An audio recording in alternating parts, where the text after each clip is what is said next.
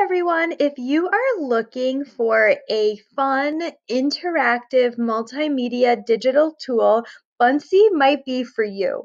There is so much you can do on Buncee to really engage your students and create not only presentations that are very eye-catching and animated, but also give students a really student-friendly handout that has some pictures that they can relate to, have some interesting font, and also create some assignments for them. So we are going to dive into Buncee in a few different videos. This is video number 1, so just getting into some of the simple components, and then our learning will grow in the next few videos. So the first thing you need to do is get to buncee.com, go ahead and log in, or create your sign in if you don't already have one. I'm just going to sign in through Google. And once I did that, I got to my dashboard. So I did a Buncee for a professional development earlier in the year. I'm happy to share that if you guys want to take a look and see how that turned out. But really the fun of Buncee is just diving in and creating something. So the first thing you need to do is just think of a topic that you want to share with students. Maybe you want to give them the outline of what they need to be working on this week for e-learning, or maybe you want to review an important concept with them. Whatever it is, think about what you want to communicate. Then click the Add button to create a new Buncee. You'll notice that Buncee starts to prompt you with the different versions of Buncee. So creating on Buncee 3.0 is something that's going to be coming up soon. We're still in 2.0 here, so I'm clicking towards the bottom to continue in that version. Buncee has a couple of different options in terms of free and paid for. I have the free version, and that is more than enough. Again, there's so much to play around with that. But I know in the paid version, there are some pre-made lessons and some pre-made content that you can access. So really whatever your preference is.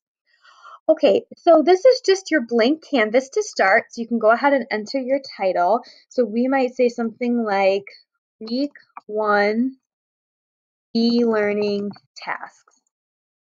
Okay, so now the first thing you need to do is to change your background. So if you go ahead and click there, you'll start to notice some really fun backgrounds coming into play. It's kind of like, wow, I never really saw anything like this on Google Slides or other formats. So again, it's supposed to be very visual and eye-catching.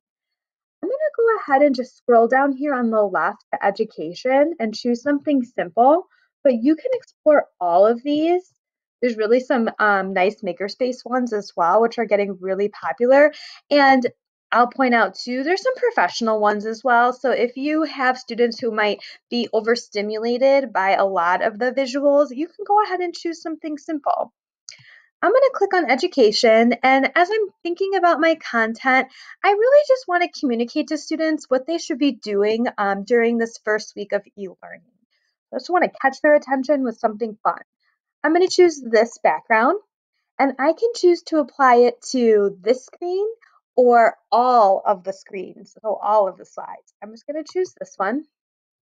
I like to choose different backgrounds for my slides as I construct the presentation and the work. However, some people like to stick with the same one. So once your background's there, you just want to click on this plus button to add your first item. Now here's where the fun begins. So there's so much you can put on the slide. You can get really simple and put some text. So I might say, let's find out what we need to work on this week. There is a hint. So just something engaging for them. Now, if I want to add more, I can go to this button here, put plus, and maybe I want to put a little animation. I love these. They are a bit addicting, so it's easy to get carried away. You can see they just go on and on and on. I'm going to go ahead and include education, and I'm going to click on the globe. Maybe we're going to learn about geography. So you can play around. That is step 1, and watch the next video to find out more.